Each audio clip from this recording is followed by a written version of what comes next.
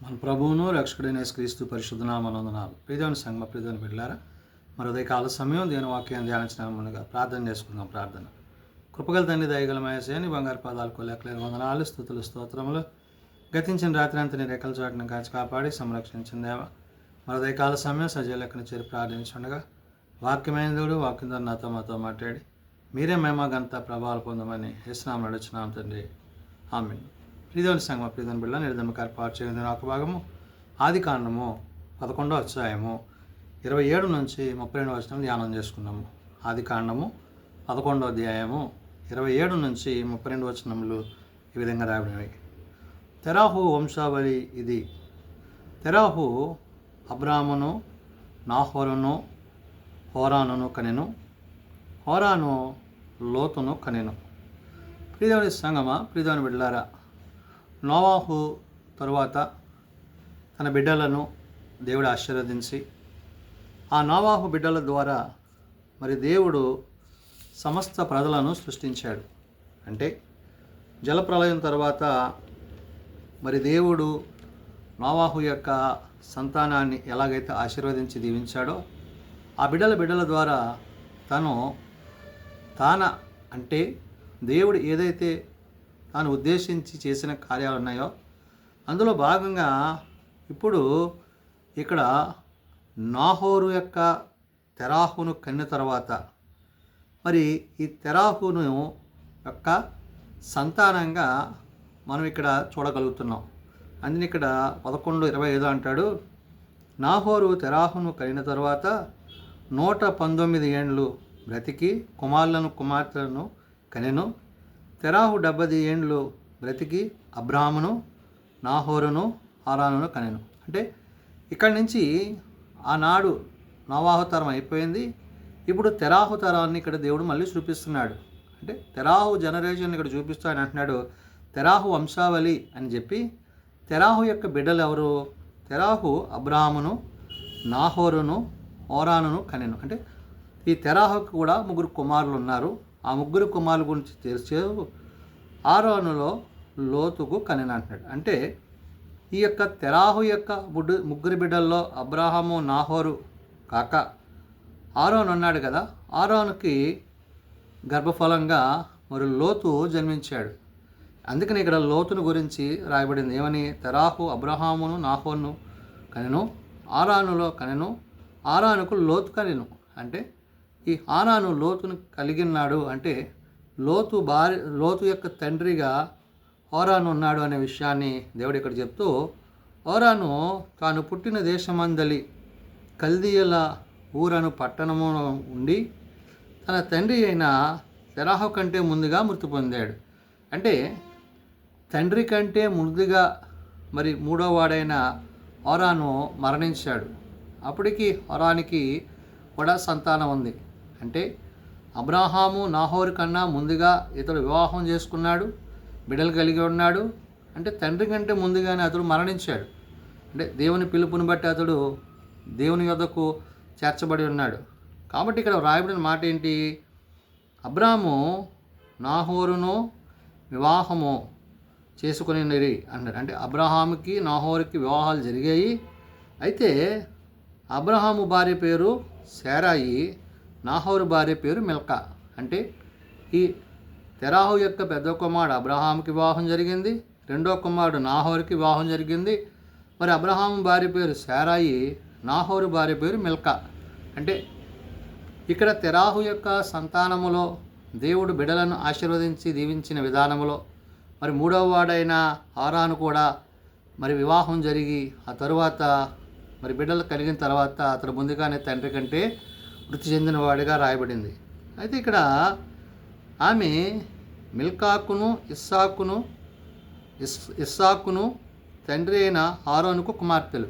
అంటే ఇప్పుడు ఆరోనుకి ఎంత సంతానం అంటే 3 సంతానం. మొదటోడు లోతు, రెండోవాడు ఎవరంట?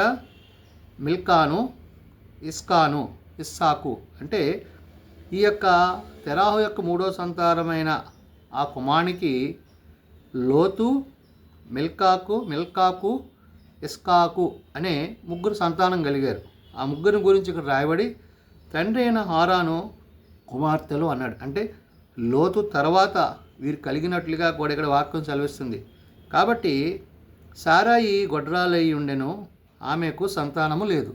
అంటే అబ్రహాము మరి భార్యగా పిలువబడిన సారాకి మరి సంతానం లేదు, వాళ్ళు గొడ్రానుగా ఉన్నారు అనే విషయాన్ని కూడా దేవుడు ఇక్కడ గుర్తు చేశాడు. మరి మరి తెరాహు ఎప్పుడైతే తన కుమారుడు అబ్రహామును అనగా తన కుమారుడుగా అనగా హారానుకు కుమారుడిగా లోతును, తన కుమారుడు అబ్రహాము భార్య అయిన శారాయి అను తన కోడల్ని తీసుకొని కనానునకు వెళ్ళుటకు కల్దీయుల ఊరను పట్టణములో నుండి వారితో కూడా బయలుదేరి హోరానుకు మట్టుకు వచ్చి అక్కడ నివసించిరి. అంటే ఇక్కడ ఈ యొక్క తెరాహు యొక్క సంతానము బిడ్డలు, మరి అబ్రహాముకి అయితే బిడ్డలు లేరు, నాహోరు గురించి అయితే ఇక్కడ రాయబడలేదు. కానీ ఇక్కడ హోరానుకు కలిగిన ముగ్గురు బిడ్డల్లో మొత్తం లోతని, తర్వాత మరి ఇక్కడ నాహోరు గురించి, నాహోరు యొక్క సంతానాన్ని గురించి, నాహోరు యొక్క భార్య పేరు మిల్కా అని రాయబడింది. అరే ఆమె మిల్కాకును ఇస్కాకును తండ్రి అయిన హారాను కుమార్తెలు అన్నారు. అంటే ఇక్కడ మూడవ వాని యొక్క సంతానాన్ని ముగ్గురిని గురించి రాయబడింది. అయితే ఇక్కడ దేవుడు నాహోరు భార్యను గురించి మిల్కాను గురించి రాశాడు. ఆమె అని చెప్పి ఈ మిల్కాను ఇస్సాకును తండ్రి అయిన హారూనకు కుమార్తెలు అన్నాడు. అంటే బిడ్డల గురించి, వారి యొక్క తరాన్ని గురించి దేవుడు ఇక్కడ వివరిస్తూ తెలియజేస్తూ, మరి అబ్రహాముకు బిడ్డలు లేరు కాబట్టి ఇప్పుడు అబ్రహాము శారాలతో పాటు మరి దేవుడు చూపించినట్లుగా ప్రయాణమైన వారి గురించి 31 అన్నాడు. ఏమని? తెరాహు తన కుమారుడగు అబ్రహామును, తన కుమారుడును అనగా ఆరానును, కుమారుడగు లోతును, తన కుమారుడగు అబ్రాము భార్య అయిన శారాయి అను తన కోడల్ని తీసుకొని కనానుకు వెళ్ళుటకు కల్దీయుల ఊరను పట్టణములో నుండి వారితో కూడా బయలుదేరాను. అంటే ఇక్కడ ఈ ప్రయాణము దేవుడు తెరాహు యొక్క బిడ్డలను ఏ విధంగా ప్రయాణం చేయించాడో, ఆ ప్రయాణంలో ఉన్నవారు ఎవరైతే ఆ ప్రయాణంలో మరి కలిసి వెళ్ళారు అనే విషయాన్ని ఇక్కడ దేవుడు గుర్తు చేస్తున్నాడు. అందుకనే ఈ ప్రయాణంలో ఉన్నవారిని గురించి చెప్తూ ఆయన అన్నాడు, అబ్రహాము తన కుమారుడు అంటున్నాడు. అంటే అబ్రహాము యొక్క కుమారుడిగా మరి యొక్క పిలువబడతారు కాబట్టి, ఈ ముగ్గురు యొక్క సంతానం కూడా బిడ్డలుగానే పిలువబడతారు కాబట్టి వారి గురించి ఇదంతా ఆయన తెలియజేసుకొచ్చి అంటున్నాడు, తెరాహు బ్రతికిన దినములు 205 ఏండ్లు తెరాహు హారానులో మృతి పొందాను.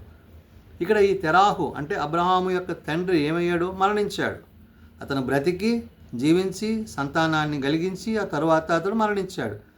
ఇదంతా కూడా దేవుడు తన పరిశుద్ధ గ్రంథమందు రాయించాడు. ఎందుకని అంటే ఆదియందు దేవుడు ఏ వాక్యాన్ని అయితే ఆయన మొదట మనకి ఇచ్చారో ఆ వాక్యం ద్వారా ఆది తల్లిదండ్రులైన ఆదాము అవల నుంచి సంతానము ఏ విధంగా తరముల వెంబడి తరములు దేవుడు వారిని సృష్టించాడో, వారిని భూమి మీద విస్తరింపజేశాడో, ఇవన్నీ తెలియజేయడానికి ఈ విషయాలన్నీ రాయడం జరిగింది.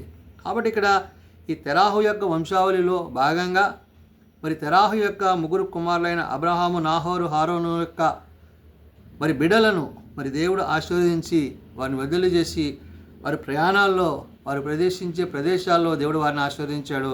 అందుకనే ఇక్కడ తెరాహు బ్రతికిన దినములో 205 ఏండ్లు తెరాహు హారానులో మృతి పొందాను అంటున్నాడు. కాబట్టి ఇక్కడ అబ్రహాము యొక్క మరి తండ్రి అయిన మరి తెరాహు కూడా మరణించడంతో అక్కడితో తెరాహు యొక్క వంశావళి మరి దేవుడు అక్కడ చూపించడం జరిగింది. కాబట్టి నేటి తరంలో దేవుడు మనల్ని ఈ విధంగా ఉంచడంలో ఆయనకు ఒక ఉద్దేశం ఉంది.